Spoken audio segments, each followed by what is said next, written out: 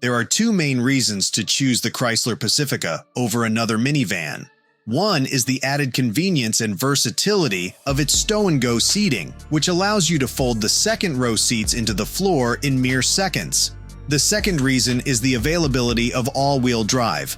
Otherwise, this minivan comes up a little short on fuel economy, performance, and comfort. So let's look at 9 things you need to know before buying the 2024 Chrysler Pacifica.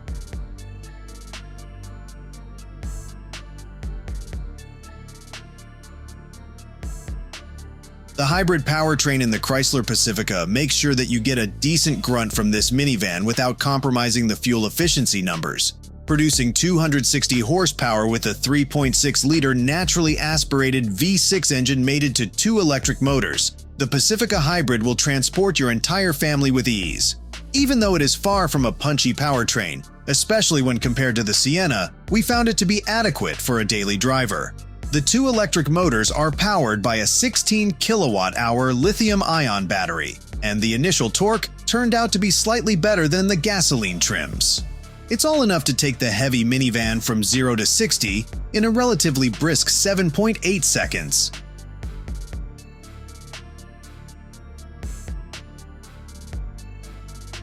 One thing that has always been excellent with the Chrysler Pacifica is the cabin space and the overall comfort it provides. Both the front and second rows offered best-in-class headroom and legroom, making it an exceptional choice for cross-country road trips. The seats are covered in premium leather and come with all the relevant features as well. We were also impressed with the spacious third row, which is not something you generally find in even the full-size SUVs out there. The headroom and shoulder room were better than the Sienna, and we also admired the more than adequate legroom. The under-thigh support and lower back support are great for even taller adults. The perfect ergonomics, stow-and-go seats, and the cargo capacity of 32.2 cubic feet are some of the other benefits of this minivan. Being such a heavy 7-seater minivan that comes with the naturally aspirated V6 motor, we expected it to disappoint us in terms of gas mileage. However, the Chrysler Pacifica rates 19 miles per gallon in the city and 28 miles per gallon on the highways, both of which equate to a combined gas mileage of 22 miles per gallon. The fuel tank capacity of 19 gallons makes sure that this minivan could do 532 miles on the highways on a full tank of gas.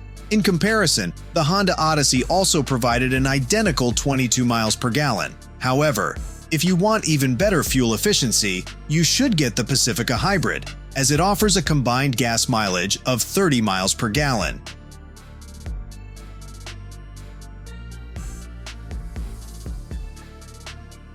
Performance is not the Chrysler Pacifica's forte, and that shows the moment you step on the gas pedal. It comes with a 3.6-liter naturally aspirated V6 motor producing 287 horsepower and 262 pound-feet of torque, and is mated to a 9-speed torque converter automatic transmission. Depending on the trim, the power is sent to the road via the front-wheel drive or all-wheel drive trains. The 0 to 60 miles per hour is done in about 7.5 seconds, and it has a top speed of 120 miles per hour. Those are decent numbers. Yet the engine lacks the grunt offered by the Odyssey, and quickly overtakes are not going to be as effortless. The transmission takes quite some time to do downshifts, and the mid-range performance can only be termed adequate. The motor doesn't sound all that good higher up the rev range.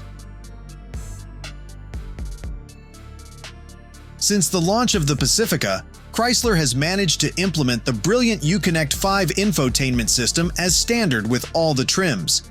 It is one of the easiest and feature-rich infotainments out there, and we are a huge fan of it.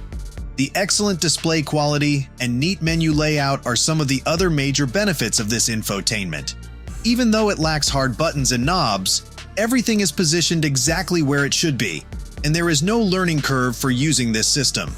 Many features like Android Auto, Apple CarPlay, navigation, optional rear seat entertainment, Amazon Alexa integration, voice recognition, and Bluetooth are standard. If you get the Pinnacle trim, you can also get the brilliant 20-speaker Harman Kardon audio system as standard. Being from the minivan segment, many of the prospective buyers would want the ride to come with all the necessary safety features as standard. When it comes to the Pacifica, we are happy to report that all of them are on board, even with the lowest touring trim. The driver assistance features, like automated emergency braking with pedestrian detection, blind spot monitoring, rear cross traffic alert, adaptive cruise control, and lane departure warning, are standard. All the basic safety features are offered. With solid build quality on offer, the Pacifica managed to garner a 5-star rating in the National Highway Traffic Safety Administration crash test and the Top Safety Pick Plus title in the Insurance Institute for Highway Safety crash test.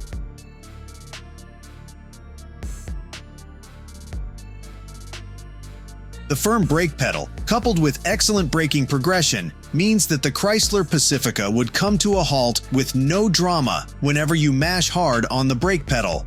The 70 to 0 miles per hour braking distance of 183 feet is decent for the segment, and all the braking features are on board too. The Pacifica comes with 13 inches front and rear rotors. The features like ABS with EBD, automated emergency braking, brake assist, and hill hold control are on board too. The only downside of Pacifica when it comes to the braking is the slightly grabby feel of the brakes. This would need some time to get used to.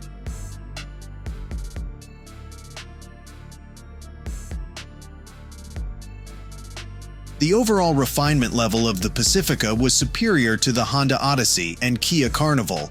The sound-deadening materials do the job very well, and the external noises are filtered effectively. Even with the 18 inches wheels offered with the Pinnacle trim, the road noise and tire noise were on the lower side. The wind noise is almost non-existent, even when doing the highway speeds.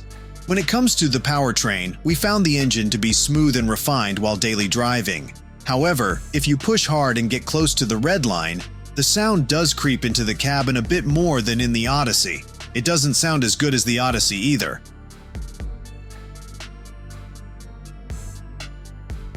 Even though the behemoth size and shape of this minivan point towards an offering with underwhelming driving dynamics, it is not entirely true.